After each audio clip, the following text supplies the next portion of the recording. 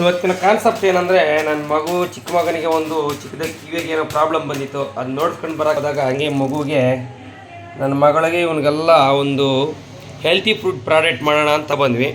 ನನ್ನ ಮಗಳಿಗೆ ತಗೊಬಂದಿರೋದು. ಇದನ್ನು ಹೆಂಗೆ ಮಾಡ್ತೀರಂತ ನೋಡಿರಿ. ಸಿಗ್ತೀನ ಪಾಪಂತ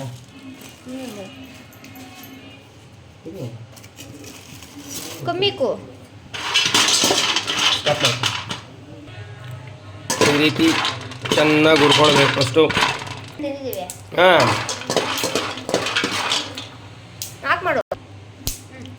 ಸಾಕೇನೂರ್ಲೆ ಈ ರೀತಿ ಒಂದು ತಟ್ಟೆಗೆ ಹಾಕ್ಕೊಬೇಕು. ಸ್ವಲ್ಪ ಆರು ಮಾಡ್ಬೇಕ.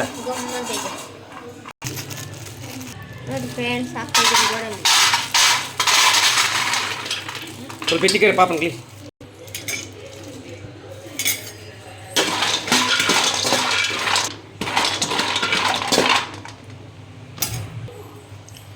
ಈ ರೀತಿಯ ಮಕ್ಕಳಿಗೆ ಯಾಕೆ ಮಾಡಬೇಕಂದ್ರೆ, ಯಾಕಂದರೆ ಪ್ರತಿಯೊಂದು ಮಕ್ಕಳಿಗೆ ಪೌಷ್ಟಿಕ ಅಂಶ ಇರಬೇಕು. ನಾವು ಮಾತ್ರ ಏನೇನೋ ತಿಂತೀವಿ, ಮಕ್ಕಳು ಪಾಪ ಏನು ತಿಂತಾರೆ ಅವರು. ಇದರಲ್ಲಿ ನಾವು ಸ್ವಲ್ಪ ಹಾಲ್ಗೆ ಹಾಕ್ಕೊಂಡು ಕುಡಿಬಹುದು. ಇನ್ನೊಂದು ಪ್ಲೇಟ್ ಅಂತ ಕೇಳ್ತೀನಿ ತಟ್ಟೆ.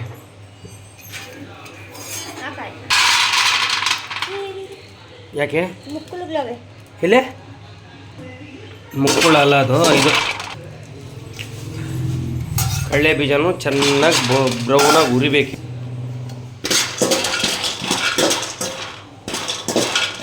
ಜಾಸ್ತಿ ಉರಿಬಿಡಬಾರ್ದು, ಯಾಕಂದರೆ ಒಂದು ಪದ ಅಂತ ನಾವು ಒಂದು ಮುಕ್ಕಾಲು ಸ್ಟೇಜಿಗೆ ಬಂದಿರ್ತಿದ್ರೆ ಆ ಬೀಜದಲ್ಲೇ ಸ್ವಲ್ಪ ಬಿಸಿ ಇರ್ತದೆ. ಆ ಬಿಸಿ ಸ್ವಲ್ಪ ಅದಕ್ಕೆ ಈಕ್ವಲ್ ಆದಾಗ ಇಟ್ಬಿಡ್ಬೇಕು ಲಾಸ್ಟಾಗ. ಅದು ನೋಡ್ಕೊಳ್ಬೇಕು ಯಾವ ರೀತಿ ಅಂತ. ಇದಕ್ಕೆ ಇನ್ನೊಂದು 2-3 ಐಟಮ್ ಹಾಕಿದ್ರು ಚೆನ್ನಾಗಿರ್ತೈತೆ. ಅಂದರೆ ಅಲ್ಲಿ ಐಟಮ್ ಇದ್ದಿಲ್ಲ. ಮಖಾನ ಅಂತಾರೆ, ತಾವರೆ ಊದಿಂದ ಬರೋದು ನೋಡಿದ್ರೆ ಸಿಕ್ಕಿಲ್ಲ. ಮಗ ಇದ್ರ ಮ್ಯಾಗಿರೋ ಒಟ್ಟೆಲ್ಲ ಕ್ಲೀನ್ ಮಾಡ್ಬೇಕು ಇವಾಗ.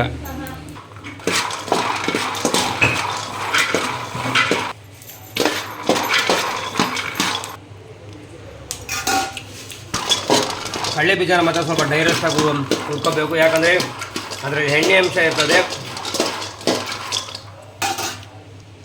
ಇಲ್ಲೇನು ಕಡಲೆ ಪಪ್ಪು ನೀಟಾಗಿ ಹುಡ್ಕೊಂಡ್ರೆ ಸಾಕು. ಇದನ್ನ ಇಲ್ಲ ಸಾಕಾಗ ಇದೊಂದು ಕಡಲೆ ಪಪ್ಪು ಮಗ. ಜೊತೆಗೆ ಎತ್ತಿ ಕಲರ್ ಅಲೆ ಎಲ್ಲ ಹಾಕೊಂಡು ಇದು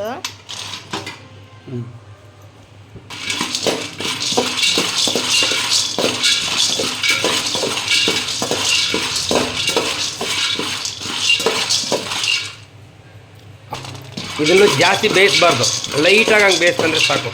ಇದನ್ನು ಜಾಸ್ತಿ ಬೇಯಿಸಿದ್ರೆ ಇದಾಗ್ಬಿಡ್ತದೆ. ಇದ್ರ ಬಿಸಿಗೆ ಸಾಕು, ಕಡಿಮೆ ಆಫ್ ಮಾಡಿಬಿಡೋಣ. Okay, gas off. ಇದನ್ನು ಹುರಿದಿರೋದನ್ನೆಲ್ಲ ಬಾದಾಮಿ, ಇದೊಂದು ಗೋಡಂಬಿ, ಆಮೇಲೆ ಕಡಲೆ ಪಪ್ಪು, ಕಡಲೆ ಬೀಜ ಎಲ್ಲ ಸ್ವಲ್ಪ ಹೊತ್ತು ಆರಬೇಕು. ರೂಮ್ ಟೆಂಪ್ರೇಚರಲ್ಲಿ ಇದೆಲ್ಲ ಆರಬೇಕು. ಈ ರೀತಿ ಮಾಡಿರೋದನ್ನು ಚಿಕ್ಕ ಮಕ್ಕಳಂತೆ ಅಲ್ಲ, 30-40 ವರ್ಷ 20 ವರ್ಷದಿಂದನೇ ಕುಡಿಬೇಕು.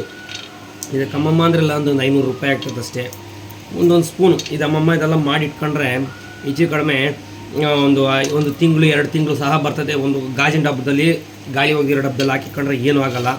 ಇದಕ್ಕಿನ್ನು ಸ್ವಲ್ಪ ಇಂಜಿ ಸುಕ್ಕು ಅಂತಾರಲ್ಲ, ಸ್ವಲ್ಪ ಹಾಕ್ಬಿಟ್ಟು ಸ್ವಲ್ಪ ಮಿಕ್ಸಿ ಗ್ರೈಂಡ್ ಮಾಡಿ ಇಟ್ಕೊಂಡ್ರೆ ಎಲ್ಲರೂ ತಿನ್ಬೋದು. ಶುಗರ್ ಪೇಷಂಟ್ ತಿನ್ಬೋದು. ಇದು ಯಾವುದು ಈ ಐಟಮ್ಗಳೆಲ್ಲ ಯಾವುದೇ ಒಂದು ಕೊಲೆಸ್ಟ್ರಾಲು, ಯಾವುದೇ ಒಂದು ಬೇರೆ ಒಂದು ಹೆಲ್ತಿಗೆ ಕೆಟ್ಟದಾಗಿ ಬರೋ ಪದಾರ್ಥ ಯಾವುದೂ ಹಾಕಿಲ್ಲ. ಎಲ್ಲ ಗುಡ್ ಹೆಲ್ತಿ ಪ್ರಾಡಕ್ಟ್ಸೇ. ನೋಡಿರಿ, ಇದು ಇರೋದ್ರಿಂದ ನೋಡಿರಿ ಹೆಂಗೆ ನುಣ್ಣಗಾಗ್ತದೆ. ಹಿಂಗೆ ಆರಬೇಕಿದು ರೂಮ್ ಟೆಂಪ್ರೇಚರ್. ನೋಡಿರಿ ಹಿಂಗೆ ಆರ್ತೈತಾ, ಆರಬೇಕು. ಇದನ್ನು ಸ್ವಲ್ಪ ಬಿಸಿ ಐತೆ. ಎಲ್ಲ ಒಂದೇ ಸತಿ ಆಗಬಾರ್ದು, ಒಂದೊಂದು ಸತಿ ಆಗಬೇಕು. ನೋಡಿರಿ, ಇದೆಲ್ಲ ಏನಕ್ಕಂದ್ರೆ ನಮ್ಮ ಅಮ್ಮನಿಗೆ ಮಾಡಿರೋ ಸ್ವಲ್ಪ ಕೊಡ, ನಮ್ಮ ಅಮ್ಮನಿಗೂ ತಿನ್ನಲಿ ಅಂತ. ಇದು ಓಡಿಸು ಈ ಐಟಮ್ ಎಲ್ಲ ನೋಡ್ತಾ ಇದ್ರೆ ಹಂಗೆ ಹೆಂಗೈತೆ ನೋಡಿ, ಮುತ್ತುಗಳಿದ್ದಂಗೆ ಐತೆ ಒಂದೊಂದು. ಎಲ್ಲ ಸಾಮಗ್ರಿಗಳು ಹಾಕಿದ್ದೀವಿ ರತಿ, ಅವೆಲ್ಲ ಹಾಕಿದ್ದೀವಿ.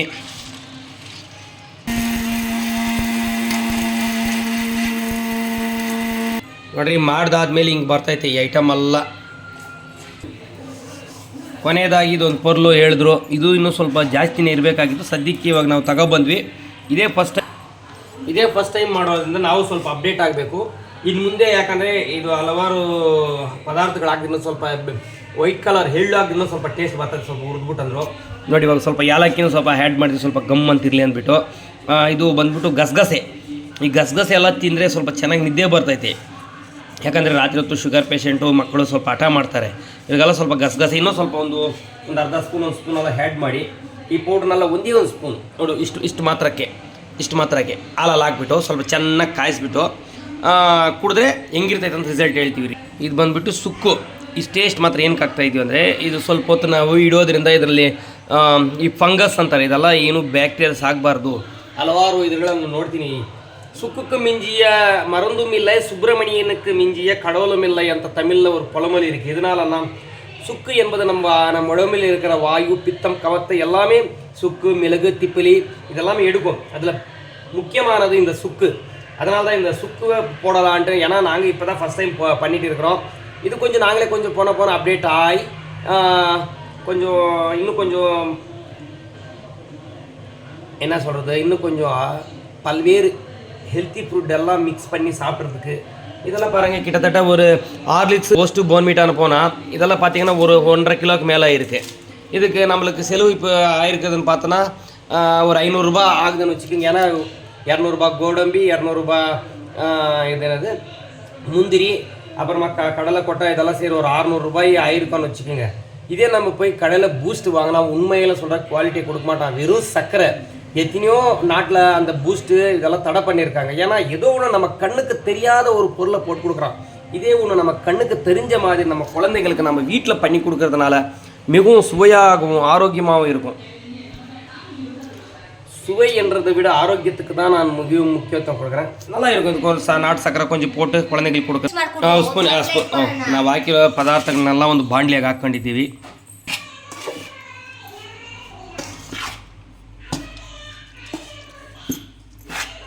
ನಾನು ತಿಂತಾ ಇದ್ರೆ ಒಂದು ತಿಂಗಳ ಕಾಲ ದಪ್ಪ ಹೋಯ್ತು ತಾನೆಯಾ. ಇನ್ನೂ ಚೆನ್ನಾಗಿ ಮಿಕ್ಸ್ ಮಾಡು.